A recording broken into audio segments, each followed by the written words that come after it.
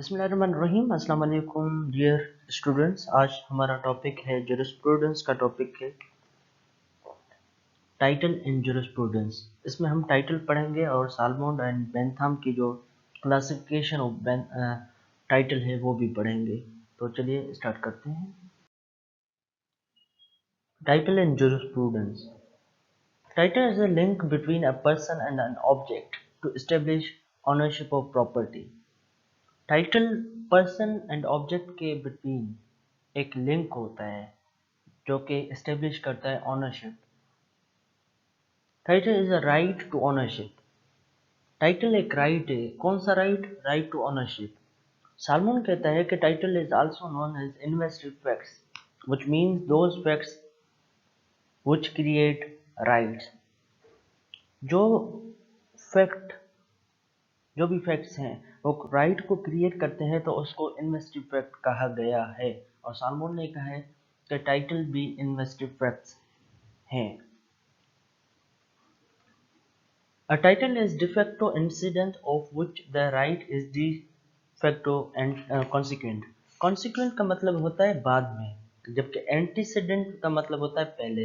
तो इसमें कहता है कि title is de facto incident. पहले वो de facto होता है। de facto कौन? According to fact. डिजोर कौन सा होता है? डिजोर होते हैं अकॉर्डिंग टू लॉ। तो इसमें कहता है कि पहले टाइटल अकॉर्डिंग टू फैक्ट होता है, बाद में वो अकॉर्डिंग टू लॉ बनता है। इसमें एक एग्जांपल है कि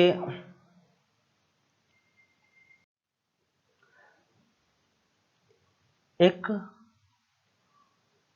बंदा है जो मोटर बाइक ऑन करता है। नाउ ये जो फैक्ट है मोटर बाइक को ऑन करने का, ये रिजल्ट होगा, उसको राइट देगा। ठीक है। फॉर सपोज मेरी मोटर बाइक है, पहले ये फैक्ट होगा, फिर ये अकॉर्डिंग टू लॉ होगा, डिजोर होगा, जो कि मुझे राइट देगा, राइट टू ऑनरशिप। ठीक। वेस्टेड फैक्ट्स जो हैं वो होते हैं जो राइट को क्रिएट भी करते हैं, ट्रांसफर भी करते हैं, डिस्ट्रॉय भी करते हैं। अब साल्मोन ने वेस्टेड फैक्ट्स को दो हिस्सों में डिवाइड किया है। फर्स्ट है इन्वेस्टेड फैक्ट्स, जो कि मैंने पहले ही बताया कि जिसको साल्मोन ने टाइटल कहा है। टाइटल राइट टू ओनरशिप है। टाइटल भी एक राइट क्रिएट करता है, राइट टू ओनरशिप। तो उस हिसाब से साल्मोन ने टाइटल को इन्वेस्टेड फैक्ट कहा है। अब इसमें फर्दर क्लासिफिकेशन है, दो हैं, original facts, derivative fact. Original fact को ओरिजिनल टाइटल, ओरिजिनल राइट भी कहा गया है कहीं कहीं। तो ओरिजिनल वो होते हैं जो कि जिसका पहले ऑनर नहीं होता कोई। लाइक फॉर सपोज कोई भी ऑनरलेस प्रॉपर्टी है, वो उसका पहले तो कोई ऑनर नहीं होगा। फॉर सपोज कोई हवा में परिंदा उड़ रहा है, उसको आप पकड़ते हैं, कैच करते हैं, तो वो तो पहले ऑनरलेस प्रॉपर्टी है। अब आपने पकड़ा, अब आपके पास टाइटल आया है, ये होता है ओरिजिनल टाइटल या ओरिजिनल फैक्ट्स। दूसरा हमारे पास है डेरिवेटिव, जिसमें पहला प्रीवियस ऑनर हो। लाइक हम किसी से बाइक खरीदते हैं या कोई भी चीज़, कोई भी प्रॉपर्टी खरीदते हैं, तो उसका पहले कोई और ना कोई ऑनर होता है, उसके बाद वो हमारे पास आती है, तो ये डेरिवेटिव होता है। दूसरा यहाँ पर है डाइवर्सिटी फैक्ट्स। डाइवर्सिटी फैक्ट्स वो होते हैं जो कि राइट को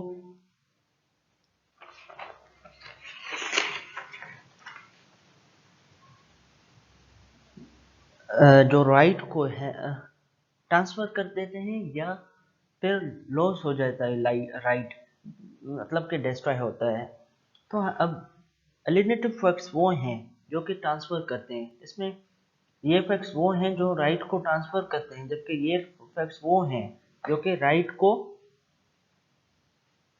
डिस्ट्रॉय कर देते हैं। एलिनेटिव फैक्ट्स वो हैं, लाइक मेरा बाइक है, मैंने किसी को परचेज सेल कर दिया है, तो ये अब मेरे लिए एलिनेटिव फैक्ट होगा।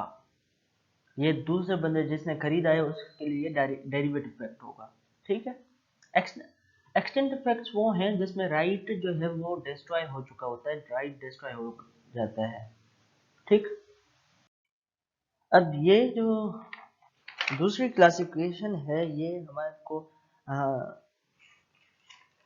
बेंथम ने दी है। बेंथम क्लासिफिकेशन है जिसमें बेंथम ने पहली जो साल्मन की क्लासिफिकेशन है उसको उसने अपोजिशन की, उसने क्रिटिसाइज किया टाइटल पर कि टाइटल जो है वो वर्ड सही नहीं है और उसका इन्वेस्टिव फैक्ट्स भी सही नहीं है, क्योंकि वो सिर्फ और सिर्फ राइट को क्रिएट करने का शो करते हैं, जबकि टाइटल में राइट को डिस्ट्रॉय करने या ट्रांसफर करने की कोई बात नहीं है।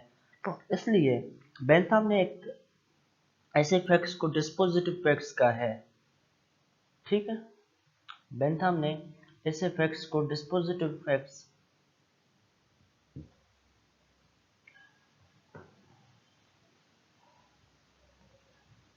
कहा है।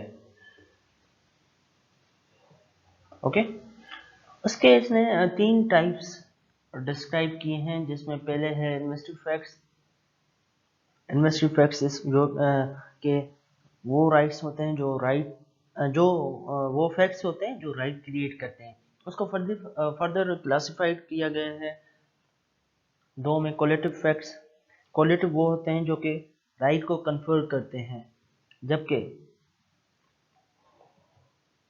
Those facts that confer right, जबकि दूसरे हैं इम्पोजिटिव फैक्ट्स जो कि ड्यूटी को इम्पोज करते हैं। डिस्पोजिटिव फैक्ट्स का दूसरा जो टाइप है वो है डाइवर्सिटी फैक्ट्स। उसमें पहला और डाइवर्सिटी फैक्ट्स वो होते हैं जो कि राइट को एक्सटिंग्विश करते हैं, राइट को डिस्ट्रॉय करते हैं। ठीक, अब इसको फर्दर क्लासिफिकेशन की गई है डिस्ट्रक्टिव फैक्ट्स, वो फैक्ट्स जो राइट को डिस्ट्रॉय करें, जबकि एक्सटर्नल फैक्ट्स वो फैक्ट्स हैं जो ड्यूटी को एक्सटिंग्विश करें, ड्यूटी को डिस्ट्रॉय करें। उसके बाद हमारे पास एक तीसरी काइंड है,